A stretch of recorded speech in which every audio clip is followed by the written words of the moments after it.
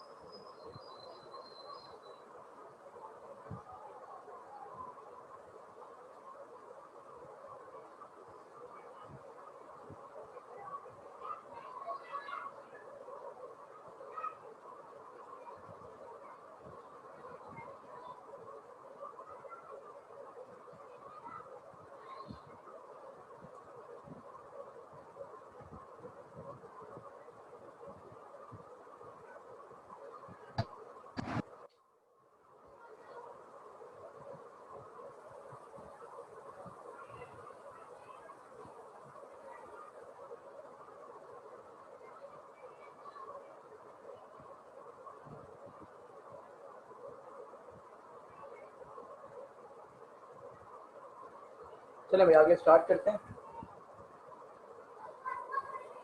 अब थोड़े वो इजी क्वेश्चन है जो आप लोग पहले मतलब देख तो चुके हैं। जिस तरह से एनएफए बनाते हुए आप इररेलेवेंट चीजें नहीं सोचते थे,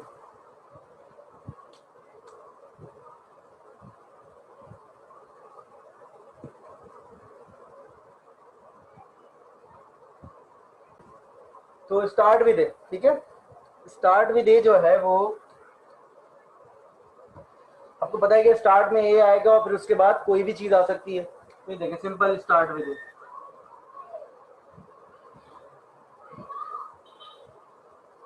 ठीक है। ये स्टार्ट विद ए की रेगुलर एक्सप्रेशन, सिंपल। ये स्टार्ट में ए आएगा और उसके बाद एनी कॉम्बिनेशन ऑफ ए भी आ सकता है। क्लियर? सिंपल है, आसान है।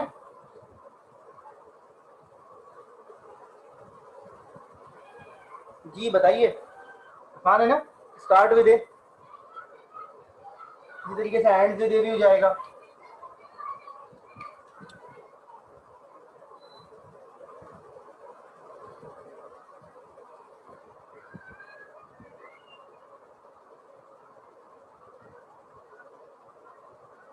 एंड विद ए, सही है ये भी।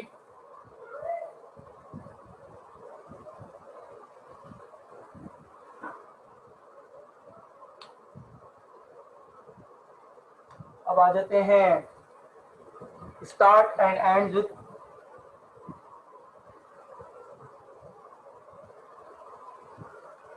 ए, ये हो गया ए प्लस बी प्लस ए, ये भी सिंपल है, ठीक है। तो ये 3 क्वेश्चन हो गए। इन तीनों में कोई मसला है तो बताइए।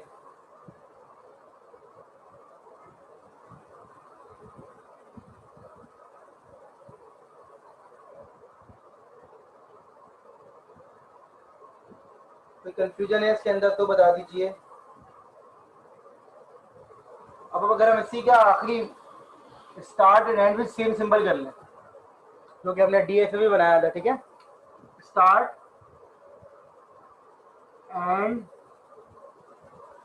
विद सेम सिंबल,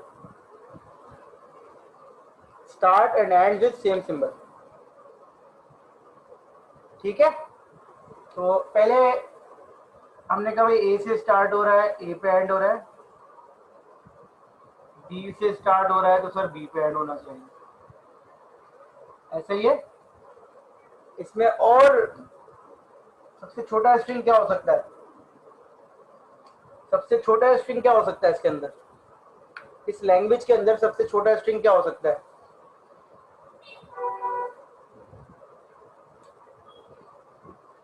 इस लैंग्वेज का स्मॉलेस्ट स्ट्रिंग क्या है? स्मॉलेस्ट स्ट्रिंग ए या बी? बेटा इसकी बात, लैंग्वेज की जब बात करते हैं ना, तो वो रेगुलर एक्सप्रेशन की बात नहीं कर रहा है, लैंग्वेज में। तो लैंग्वेज में सबसे छोटा स्ट्रिंग है ए। तो ए तो नहीं बन सकता इससे सिर्फ, या बी भी नहीं बन सकता, तो मैं अलग से लिखूंगा small a small b. Is it clear? और एप्सिलॉन भी शामिल है इसके अंदर। तो अगर आपने ए लेना है तो सिर्फ ये पिक कर लीजिए। तो इसके अंदर 1 2 3 4 5 चीजें यूनियन के साथ हो रही हैं। तो अगर आपने एप्सिलॉन लेना है तो यहाँ से ले लीजिए, अगर आपने सिर्फ ए लेना है तो यहाँ से ले लीजिए, सिर्फ बी लेना है तो यहाँ से ले लीजिए, अगर ए से स्टार्ट हो रहा है ए पे एंड हो रहा है तो यहाँ से ले लीजिए, अगर बी से स्टार्ट हो रहा है बी पे एंड हो रहा है तो यहाँ से ले लीजिए। समझ में आई बात?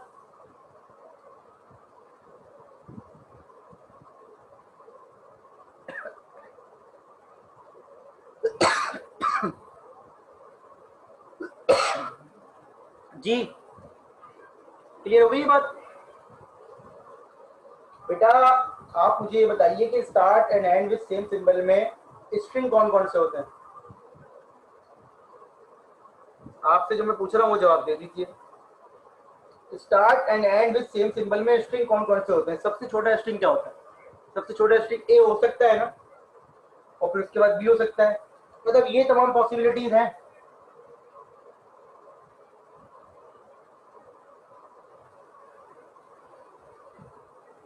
ये है ना। अब आपने इतनी रेगुलर एक्सप्रेशन लिखी है, बस आपने बड़े साथ देखे अगर ए से स्टार्ट हो रहा है तो ए पे एंड हो जाए, ये वाला चीज पिक कर लो, या बी से स्टार्ट हो रहा है बी पे एंड हो जाए तो ये वाली चीज पिक कर लो। इतना ही है ना बेटा, इतने पिक कर लिया आपने। लेकिन क्या इससे ए बन सकता है सिर्फ?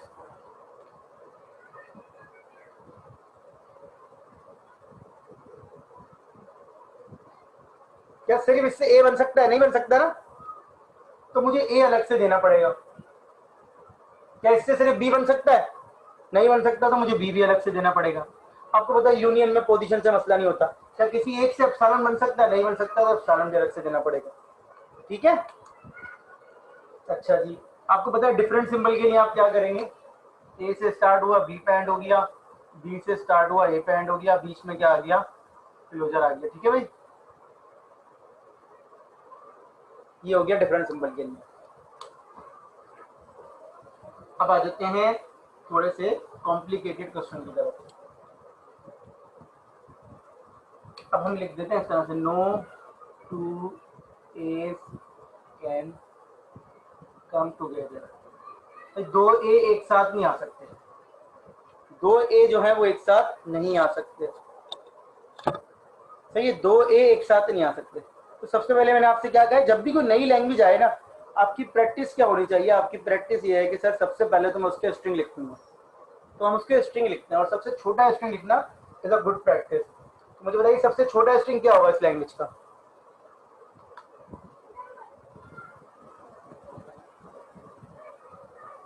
सबसे छोटा स्ट्रिंग क्या होगा? ए। और छोटा हो सकता है नहीं? एप्सिलॉन आ सकता है इसमें? ठीक है, तो सबसे पहले इसमें एप्सिलॉन लिख रहे हैं क्योंकि इसमें दो ए एक साथ नहीं आ रहे। फिर ए भी आ सकता है, फिर बी के जितने भी कॉम्बिनेशन है वो सब आ सकते हैं। सही है। और फिर अगर मिक्सचर की बात करें तो a b b a b b b a b b a b b a and so on. तो अब ना रेगुलर एक्सप्रेशन करते हुए, अब जैसे अम्मार ने कुछ सीक्वेंस लिख के दिए, इन ज्यादातर सीक्वेंस में इन्होंने दो ए से स्टार्ट किए, एक बी से स्टार्ट किया। इसका मतलब है देखें, सिर्फ एप्सिलॉन एक्सेप्ट होना चाहिए, सही है। सिर्फ बी के कॉम्बिनेशन एक्सेप्ट होने चाहिए, सही है। सिर्फ ए एक्सेप्ट होना चाहिए, सही है। अब कुछ स्ट्रिंग है जो ए से भी स्टार्ट हो सकते हैं और कुछ स्ट्रिंग बी से भी स्टार्ट हो सकते हैं। इसका मतलब है इस क्वेश्चन के अंदर वैरायटी है। वैरायटी का मतलब क्या है कि सिर्फ ए से स्टार्ट नहीं हो रहे, बी से भी स्टार्ट हो सकते हैं। कंडीशन फुलफिल हो रही है ए से स्टार्ट होने में भी, कंडीशन फुलफिल हो रही है बी से स्टार्ट होने में भी, कंडीशन फुलफिल हो रही है बी पे एंड होने में भी, ए पे एंड होने में भी। तो ये तमाम चीजें हमें कंसिडर करनी है। तो अगेन हम मेक श्योर करेंगे कि जब भी ए आए उसके बाद दोबारा से ए ना आए। ऐसा ही है। अब अगर मैं आपसे ये कहता हूं, आप क्या चाहते हैं इसके बाद क्या है? अगर मैं इतना लिख दूं तो आप इसके बाद क्या चाहते हैं? कि अगर स्ट्रिंग कंटिन्यू हो रहा हो तो इसके बाद बी आना चाहिए, और अगर स्ट्रिंग कंटिन्यू हो रहा है तो यहीं पर एंड हो जाना चाहिए। ऐसा ही ना। तो इसका मतलब क्या है कि अगर मैं ये चाहता हूं, अगर मैं इस तरीके से लिखता हूं, इस तरीके से, और मैं इस चीज पे क्लोजर लगा दूं, मैं भी क्वेश्चन कॉपी नहीं कीजिएगा, तो अभी क्या मेरी ये कंडीशन फुलफिल हो रही है कि दो एक साथ नहीं आ रहे? अभी ये खत्म नहीं हुआ, लेकिन मैं आपको समझा, दो एक साथ नहीं आ रहे, लेकिन इसमें प्रॉब्लम क्या है? इसमें सर अब दो बीवी तो एक साथ नहीं आ सकते। आप आपने तो सर दो बीवी अलग कर दिए, ऐसे ही है ना। आप बोलेंगे सर ए वाली कंडीशन को पूरा करने के लिए आपने दो बी वाली कंडीशन को इग्नोर कर दिया, कि दो बी तो अलाउ है ना हमारे पास, तीन बी भी अलाउ है, तो सर वो चीज तो नहीं हो रही। सिंगल ही छोड़ दो, अभी मैं आपको जो चीज समझा रहा हूँ ना वो समझ लो। मैं अभी क्वेश्चन में बहुत डिटेल है इसमें। आप बोलेंगे सर इसमें वो वाली कंडीशन तो फुलफिल हो रही है जो आप कह रहे हैं एक एंगल से, लेकिन क्या दो बी एक साथ आ सकते हैं? डेफिनेटली नहीं आ सकते। इसका मतलब है ये क्वेश्चन इनकम्प्लीट हुआ, लेकिन ये चीज मैं यूज कर सकता हूं। अब आते हैं आगे। सर आप अगर ये लिख दें तो आप बताइए क्या होगा, गौर से देखिएगा। सर अब थोड़ा समझ में आ रहा है, ये देखें। अगर मैं इस ब्रैकेट को 5 दफा पिक करूं, 5 दफा, 5 दफा, और उन 5 दफा में शुरू के 2 दफा में ये बी ले लूं, फिर एक दफा ये बी ए ले लूं, फिर एक दफा बी ले लूं, और फिर एक दफा बी ए ले लूं, तो देखिए कंडीशन फुलफिल हो रही है। अच्छा जी अदान हो रही है, 1 मिनट रुक जाइए।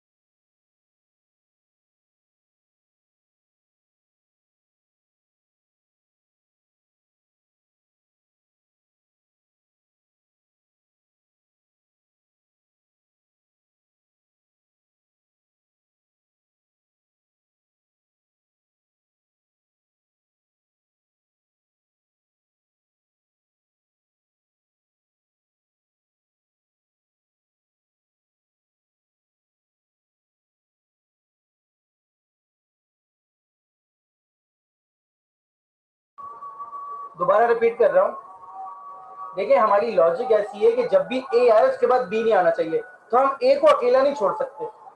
अगर मैं ए को इंडिविजुअल कर दूं तो देखिए ये ए 2 दफा आ जाएगा ना, तो मुझे कुछ ऐसी लॉजिक लगानी है कि मैं ए को अकेला ना छोड़ूं। मेरी बात समझ में आई? मेरी बात समझ में आई कि हमारी लॉजिक ये कह रही है कि ए को अकेला नहीं छोड़ना, क्योंकि ए के साथ मेक श्योर करो कि बी हो। अगर मैंने ए को इंडिविजुअल लिख दिया तो अब देखिए अगर मैं इस ब्रैकेट को 5 दफा पिक कर लूं तो मैं 5 दफा में 4 दफा या 5 दफा या 10 दफा इस ए को पिक कर सकता हूं। ये बात समझ में आ रही है? किसी और का जो आंसर है वो गलत क्यों है या सही क्यों, मैं अभी आपको एक्सप्लेन कर दूंगा। लेकिन पहले आप लोग ये बताइए कि आपको मेरी बात समझ में आ रही है। अब हम आगे बढ़ते हैं। बाकी लोग बताइए क्या कॉन्सेप्ट समझ में आ रहा है कि मैं क्या कह रहा हूँ? आगे बढ़ते हैं। अब सवाल ये आता है कि सर चले आपने एक चीज तो कर दी, सर इस तरीके से हम ना सारी चीजें कवर करते हैं। सर इस तरीके से वो वाला कॉम्बिनेशन तो बन रहा है कि जिसमें ए एंड में आ रहा है, ये बन सकता है ना इससे, ये इससे बन सकता है,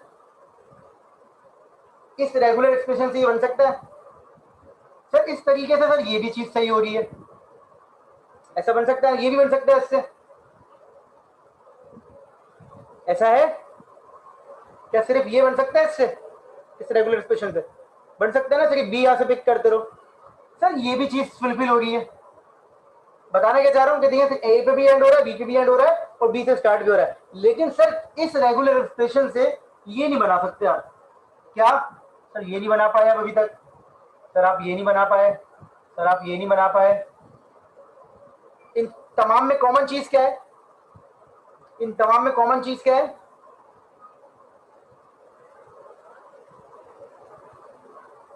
इन तमाम स्ट्रिंग के अंदर कॉमन चीज क्या है?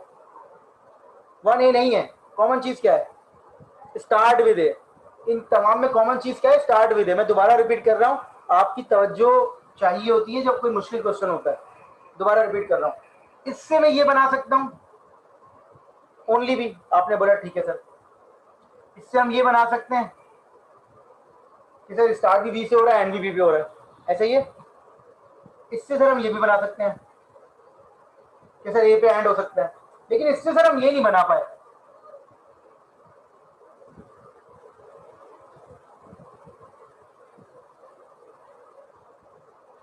इन सब में कॉमन क्या है? इन सब में कॉमन है सर ए से स्टार्ट हो रहा है। Is it clear? Is it clear कि सर ए से स्टार्ट होने वाले नहीं बन सकते? तो इस चीज को ओवरकम करने के लिए हम क्या करेंगे? हम ज्यादा परेशान नहीं होंगे। हमने कहा सर इसको कॉपी कर लो, इस पूरी रेगुलर एक्सप्रेशन को कॉपी कर दो, शुरू में ये लिख दो। अब अगर कोई स्ट्रिंग ए से स्टार्ट हो रहा है तो वो यहां से बन जाएगा, और कोई स्ट्रिंग बी से स्टार्ट हो रहा है तो वो यहां से बन जाएगा। देखिए कोई चीज सही होती है तो क्या गारंटी है सर? उसकी गारंटी है कि आप उसके स्ट्रिंग बना के देख लें। तो हम बना लेते हैं। देखें अब अगर मैं इससे बनाऊं, ये देखें नहीं बन रहा कोई भी ऐसा जिसमें दो एक साथ आ रहे हो। Is it clear? तो सिंपल सिंपल रखें चीजों को, सिंपल रखें चीजों को, ज्यादा कॉम्प्लिकेटेड करने की जरूरत नहीं है। जब आपको कुछ समझ में नहीं आता रेगुलर एक्सप्रेशन में, आप यूनियन करके आंसर लिख देते हो।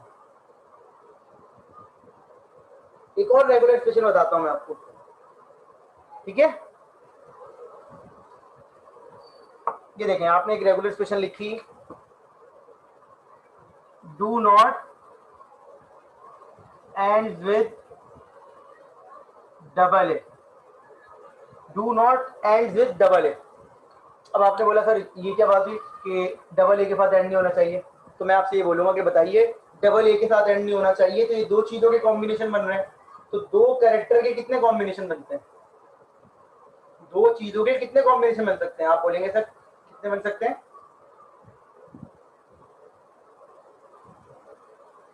दो लोगों के, दो कैरेक्टर के कितने कॉम्बिनेशन बन सकते हैं? चार। चार कौन कौन से sir? A b, b a and b b. वो कह रहा है सर ये एक्सेप्ट कर लो, ये एक्सेप्ट कर लो, ये एक्सेप्ट कर लो, लेकिन ये रिजेक्ट कर दो। ये कह रहा है ना, ये मतलब वो इसका, या कोई और मतलब है? आंसर कीजिए, शाबाश।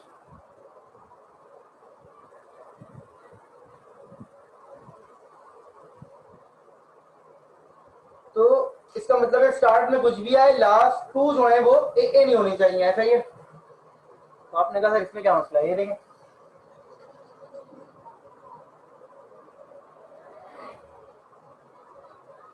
क्या करूं आखिर में? या तो सर सॉरी, या तो सर ए बी हो, या बी ए हो, या बी बी। और से देखिएगा, रेड वाला पैटर्न ये कह रहा है कि any combination of a b, और ब्लू वाला पैटर्न ये कह रहा है कि लास्ट के टू जो है वो इनमें से कुछ होने चाहिए। Is it clear? Is it clear? Simple रखें चीजों को। अब अगर मैं आपसे कहूं कि इसको एनएफए में कन्वर्ट कर लें, आप फौरन कर लेंगे। तो देखें ये जो चीजें समझाई जा रही हैं, क्यों समझाई जा रही हैं? ये इसलिए समझाई जा रही हैं कि रेगुलर एक्सप्रेशन एक सबसे आसान चीज है। इसका जो पाथ होता है ना, वो पाथ इस तरह से वर्क करता है कि आपको एक क्वेश्चन का ऑटोमेटा बनाने को कहा गया, आपने कहा सर ऑटोमेटा तो मुश्किल है, मैं रेगुलर एक्सप्रेशन बना देता हूँ। अब अगर आप रेगुलर एक्सप्रेशन बना देंगे तो you can convert it into NFA. By default क्या बनता है? एनएफए। अगर आप एनएफए बना देंगे तो आप क्या कर सकते हैं? उसको डीएफए में कन्वर्ट कर सकते हैं। इन दी एंड आपको चाहिए ये, लेकिन सबसे आसान, कंपैरेटिवली सबसे आसान ये, फिर ये, फिर ये। तो अगर आपने रेगुलर एक्सप्रेशन बना ली तो आप इसको इसमें कन्वर्ट कर दें एनएफए में, और एनएफए को डीएफए में। देखिए अभी जो आपके सामने लैंग्वेज लिखी हुई है, अगर मैं इसको एनएफए बनाऊं इसको देखते हुए, तो मैंने कहा यार सर आप ये कह रहे हैं कि ए अभी शुरू में आ सकता है, उसके बाद सर आपने कहा ए बी, सर ये फाइनल हो सकती है, ठीक है। फिर आपने कहा सर बी ए भी फाइनल हो सकता है, तो आपने कहा सर एक और स्टेट बना देता हूँ। आपके पास ना एनएफए में किसी भी चीज़ की पाबंदी नहीं, तो आपने कहा सर ये देखें बी ए, सही है, ऐसा ही है, ए बी या बी ए। अब तीसरी चीज़ क्या है, बी बी, तो आपने बोला सर ये देखें,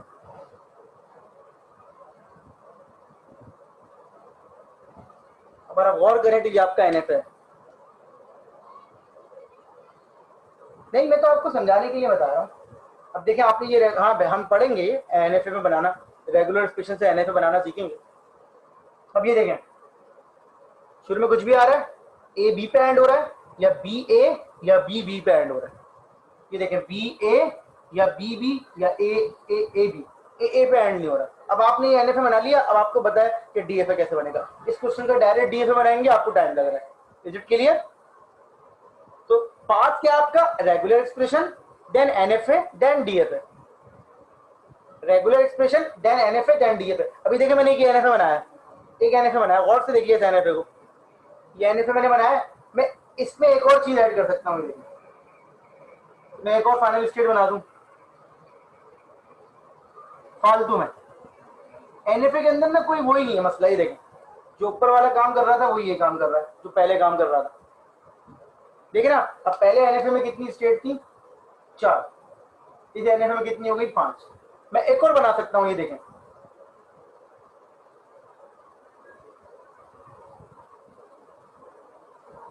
मेरे पास ना एनएफए में रिक्वायरमेंट ये है कि बस क्वेश्चन हो जाए। देखें एक और बना, इसमें कितनी हो गई, 7 हो गई। तीनों एनएफए जो मैंने बनाए वो सही काम कर रहे हैं, a b b a b b, देख रहे हैं आप। अब आप बोले सर ये ज्यादा बड़ा लग रहा है, लेकिन आप जब इसको डीएफए में कन्वर्ट करेंगे डेफिनेटली इसके हिसाब से ज्यादा स्टेट बनेंगे। तो अगेन अगर मैं इसको रेस करूं और मैं आपको एक चीज समझाऊं आखिरी, अपने एनएफए बनाया, एक स्टूडेंट ने वो डीएफए में कन्वर्ट कर रहा है, ठीक है, वो उसको डीएफए में कन्वर्ट कर रहा है। अब एक स्टूडेंट है जिसने 4 स्टेट बनाई थी एनएफए में, जब वो उसको डीएफए में कन्वर्ट करेगा हो सकता है 6 स्टेट बने। अगेन एग्जाम्पल के तौर पे ले रहे हैं, जिसने 5 बनाई थी हो सकता है उसकी 7 बन जाए, लेकिन जिसने 7 बनाई थी हो सकता है उसकी 11 बन जाए, हमें नहीं पता, रेशियो एक एग्जाम्पल दे रहे हैं। अब 6 वाला भी डीएफए सही काम कर रहा होगा, 7 वाला डीएफए भी सही काम कर रहा होगा, 11 वाला डीएफए भी सही काम कर रहा होगा। आर यू गेटिंग मी कि मैं क्या समझाना चाह रहा हूँ?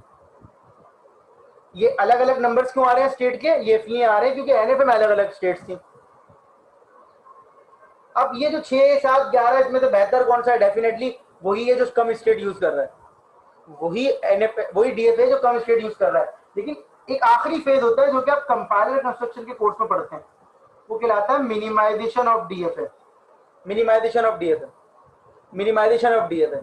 डीएफए बना लिया, उसके बाद मिनिमाइजेशन ऑफ डीएफए का एल्गोरिथम अप्लाई करते हैं, जो कि ये बताता है हमें कि 6 7 11 आप सबको इस पर इनपुट दें, मिनिमम पे ले आएगा। अगर ये 11 के अंदर 5 स्टेट फालतू हैं तो ये जो मिनिमाइजेशन ऑफ डीएफए एल्गोरिथम से निकलेगा ये, तो इसमें 5 स्टेट निकल जाएंगे, सिर्फ 6 बचेंगे।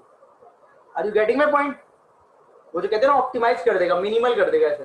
तो ये पूरा कॉन्सेप्ट है किसका, आपका एनएफए का और डीएफए का। अच्छा जी, अब कुछ पूछ रहे थे सुभान, मुझे बता दें कौन से क्वेश्चन का कह रहे थे आप, क्विज का जो सवाल था, जल्दी से बताइए, मौजूद है क्या?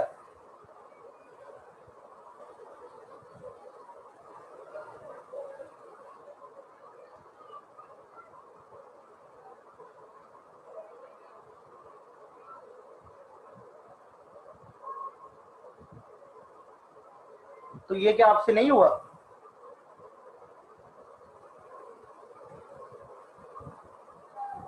किसी और ने किया था ये?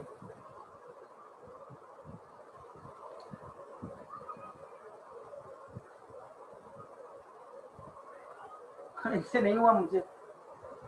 इसका पहले इसका पहले ये बताइए, अभी मैसेज अब तो नहीं हो रहा तो कोई मसला थोड़ी है। क्रॉस प्रोडक्ट पढ़ाया था ना, इसीलिए पढ़ाया था। क्रॉस प्रोडक्ट किसने पढ़ाया था, इसीलिए पढ़ाया था।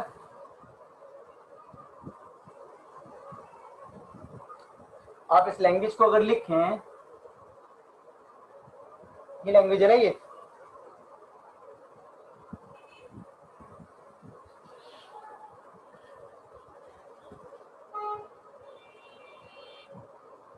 लैंग्वेज है। पहले इसके स्ट्रिंग लिख लेते हैं। शाबाश, स्ट्रिंग बताइए इसके।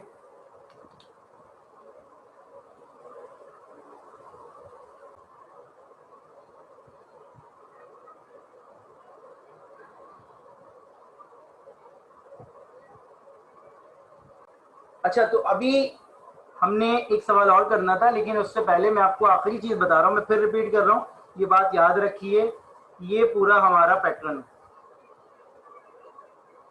ठीक है बेटा। मैं ना जूम से देख के देख लूंगा अटेंडेंस के, जिससे क्लास ली होगी तो वहाँ लिखा हुआ आ रहा हूँ। ये पैटर्न है। सपोज कर लीजिए कि you are taking your exam और आपके पास एक डीएफए का सवाल आता है, तो हमें तो डीएफए चाहिए, तो आप से डीएफए नहीं बन रहा, तो आप ये कर सकते हैं कि इन प्रैक्टिकल आप क्या कर सकते हैं, आप रेगुलर क्वेश्चन लिख लें, एनएफए बना लें और उसको डीएफए में कन्वर्ट कर दें, रफ में करके सारा काम, और डीएफए डायरेक्ट बना दें। समझ में आ रही है बात? तो डीएफए जो है वो है फाइनल डेस्टिनेशन आपकी यहाँ। अगर आपको एनएफए बोला है तो आप एनएफए बनाइए, अगर आपको रेगुलर एक्सप्रेशन बोलिए तो रेगुलर एक्सप्रेशन बनाइए। जैसे ये मैं एक चीज लिख के दिखा देता हूँ आपको, ये देखें, ये एक रेगुलर एक्सप्रेशन है। अच्छा, वो याद आ गया, any number of A followed bye any number of p followed by any number of c।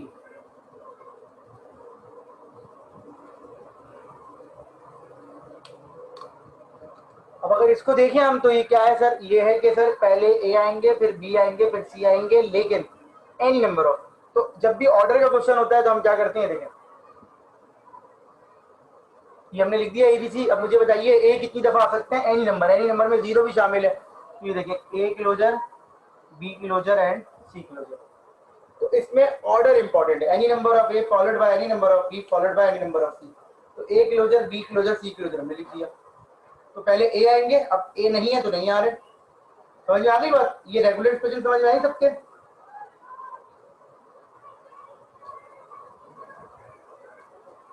ये रेगुलर एक्सप्रेशन समझ में आई सबके? सिंपल है, any number of A followed by any number of B followed by any number of.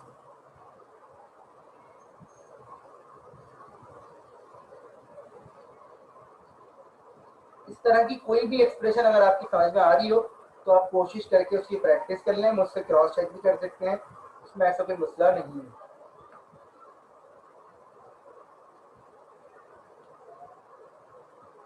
लेकिन एक चीज याद रहे कि रेगुलर एक्सप्रेशन हमेशा रेगुलर लैंग्वेज की लिखी जाती है। रेगुलर लैंग्वेज क्या होती है ये हम नेक्स्ट क्लास में पढ़ेंगे, लेकिन हमें अगेन बता रहा हूं मैं कि रेगुलर एक्सप्रेशन हमेशा रेगुलर लैंग्वेज की ही लिखी जाती है। अगर लैंग्वेज रेगुलर नहीं होगी तो उसकी रेगुलर एक्सप्रेशन नहीं लिख सकते। अगर रेगुलर एक्सप्रेशन नहीं लिख सकते तो एनएफए नहीं बन सकता, एनएफए नहीं बन सकता तो डीएफए नहीं बन सकता। सबका आपस में लिंक है। डीएफए भी रेगुलर लैंग्वेज का होता है, रेगुलर एक्सप्रेशन भी रेगुलर लैंग्वेज की होती है। तो बाकायदा एक थ्योरम है ये, जो कि हम नेक्स्ट क्लासेस में डिस्कस करेंगे जब आएगा, कि अगर लैंग्वेज रेगुलर है तो उसकी रेगुलर एक्सप्रेशन भी लिखी जा सकती है और उसका फाइनाइट ऑटोमेटा भी बन सकता है। अगर लैंग्वेज रेगुलर है तो उसकी एक्सप्रेशन भी लिखी जा सकती है और उसका फाइनाइट ऑटोमेटा भी बन सकता है। अगर लैंग्वेज का फाइनाइट ऑटोमेटा बना हुआ है तो उसकी रेगुलर एक्सप्रेशन भी लिखी जा सकती है। मतलब ये आपस में लिंक है तीनों चीजें। तो अभी तो फिलहाल हमारा नेक्स्ट क्लास में टॉपिक क्या होगा वो मैं आपको समझा देता हूँ, ताकि थोड़ा सा हम पढ़ भी लेते हैं वैसे ट्यूसडे को, अगर आप चाहें तो वो देख के आ जाएं। अभी हम नेक्स्ट क्लास में देखेंगे कि रेगुलर एक्सप्रेशन को फाइनाइट ऑटोमेटा में जो कन्वर्ट करते हैं वो कैसे करते हैं। ठीक है, जैसे कि मैं एक एग्जाम्पल दूं आपको, ये आपकी रेगुलर एक्सप्रेशन लिखी हुई है, ये आपकी रेगुलर एक्सप्रेशन लिखी हुई है ए प्लस बी, इसको आपने फाइनाइट ऑटोमेटा में कन्वर्ट करना है।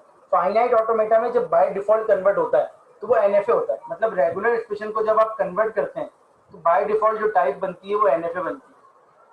ये देखें, अगर मैं इसकी ऑटोमेटा बनाऊं इसका, तो सिंपल सा ऑटोमेटा ये देखें, we are not after sir dead state क्या है, बी पे ट्रांजिशन कंप्लीट की नहीं, ए प्लस बी की रेगुलर एक्सप्रेशन का फाइनाइट ऑटोमेटा ये बनेगा। मैं आपसे बार बार रिपीट कर रहा हूँ कि बाय डिफॉल्ट वो एनएफए बनता है। एनएफए क्यों है? क्योंकि हर स्टेट कंप्लीट नहीं है। देख लें कैपिटल बी की तमाम ट्रांजिशन नहीं है। समझ में आई ये बात? कैपिटल ए पे खड़े हैं, हमें बस क्या करना है, हमें रेगुलर एक्सप्रेशन के लिए एनएफए में कन्वर्ट करना होता है। तो ये देखें सिंपल, जो ए प्लस बी में से कुछ भी एक्सेप्ट ए कॉमा बी। इसी तरीके से अगर मैं लिखूं ए बी, तो इसकी रेगुलर एक्सप्रेशन क्या होगी, सॉरी इसका एनएफए क्या होगा, ये देखो ए आएगा सर पहले, फिर सर बी आएगा। यहाँ हम इस चीज़ की फिक्र नहीं कर रहे होते कि सर हर स्टेट कंप्लीट क्यों नहीं होती। ये देखें ए बी, इस पे ए की ट्रांजिशन नहीं है, इस पे ए की ट्रांजिशन, इस पे बी की नहीं है, इसकी ए की नहीं है, इसकी ए बी दोनों की नहीं है, लेकिन ये सिंपल है। Is it clear? तो ये हमें देखना है कि how can we convert regular expression to NFA. जैसे एक और देख लेते हैं, ये देखें ए बी प्लस सी, इसका मतलब है ए पहले लाजमी आएगा और उसके बाद बी या सी में से कुछ भी आ सकता है। तो सिंपल वही अंडरस्टैंडिंग है जो आप पीछे डेवलप करके आए, ए बी या सी में से कुछ भी आ सकता है। क्लियर?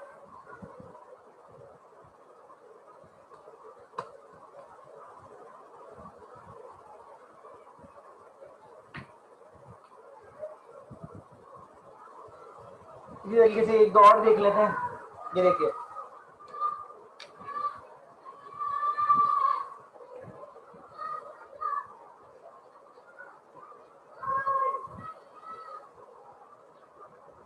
देखिए मैंने लिखा ए plus B.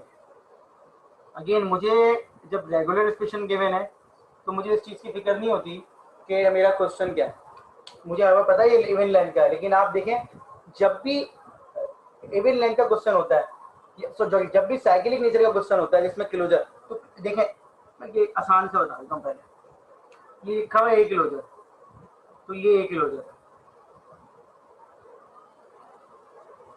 Simple a closure ऐसे कन्वर्ट होता है, ए क्लोजर ऐसे कन्वर्ट होता है। सिंपल जिस स्टेट पे खड़े हैं उसी पे लूप कर दिया। अगर ये लिखा हुआ है ए प्लस बी का क्लोजर, तो ये भी ऐसे कन्वर्ट हुआ कि ए या बी का क्लोजर। लेकिन अगर ये लिखा हुआ है ए बी क्लोजर, तो इसका मतलब ये होता है ए के बाद बी आएगा। तो this is not like that, ये इस तरह से होगा कि सर पहले ए आएगा, सर फिर बी आएगा और वापस अपनी स्टेट पे चला जाएगा। ये ए बी का क्लोजर है, a b a b a b, accept क्या होगा, ए बी होगा। ये तमाम चीज़ें हैं मैं इंशाल्लाह नेक्स्ट क्लास में कवर करवाऊंगा। बेटा मैं बता रहा हूँ ना, अटेंडेंस अगर लाइट चली भी जाएगी आपकी, मैं जूम से देख के लगा दूंगा। अगर आपने क्लास ली होगी तो आपकी अटेंडेंस लग जाएगी, परेशान नहीं हो। इसके अलावा कोई सवाल हो तो पूछ लीजिए। तो आज हमने रेगुलर एक्सप्रेशन का भी तकरीबन 80% टॉपिक ख़त्म कर लिया। नेक्स्ट क्लास में हम रेगुलर एक्सप्रेशन जब पढ़ रहे होंगे तो एक और टॉपिक होता है जो कि कहलाता है epsilon NFA, if you remember. तो वो भी थोड़ा सा हमें कवर करना है, और एप्सिलॉन एनएफए को कैसे डीएफए में कन्वर्ट करते हैं। तो नेक्स्ट क्लास भी बहुत इंपॉर्टेंट है। उसके बाद हम पढ़ेंगे मूरे मशीन और मीले मशीन। तो यहाँ तक किसी का कोई सवाल है तो बता दीजिए, ठीक है? अभी तक हम लोग ऑलमोस्ट कोर्स आउटलाइन के हिसाब से ही जा रहे हैं।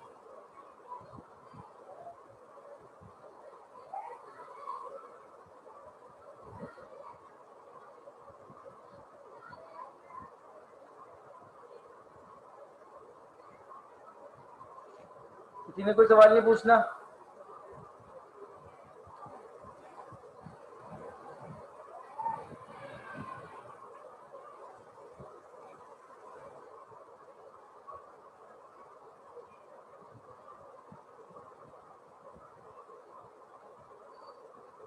नेक्स्ट क्लास में क्विज भी होगा और एक असाइनमेंट भी दिया जाएगा।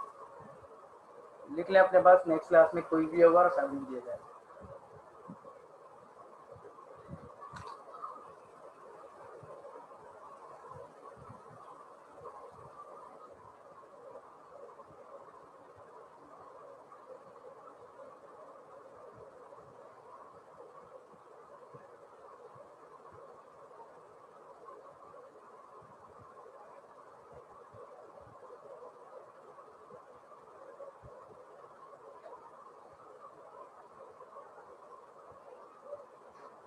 बेटा अभी मुझे आपसे अभी प्रोजेक्ट की डिस्कशन करनी है। ये मीटिंग एंड हो रही है, आप लोग दोबारा ज्वाइन कीजिए, फिर मैं अटेंडेंस लूँगा। जिन लोगों ने अभी तक प्रोजेक्ट का मुझसे कंफर्म नहीं किया है वो मैं उनको बता दूंगा। सुभान बेटा वो 15-20 मिनट का सवाल है समझाने का, इसलिए मैं अभी नहीं करवा रहा, तुम बेफिक्र हो जाओ, मैं करवा दूंगा। ठीक है, अभी रुक जाओ। तो इस मीटिंग को दोबारा ज्वाइन कीजिए।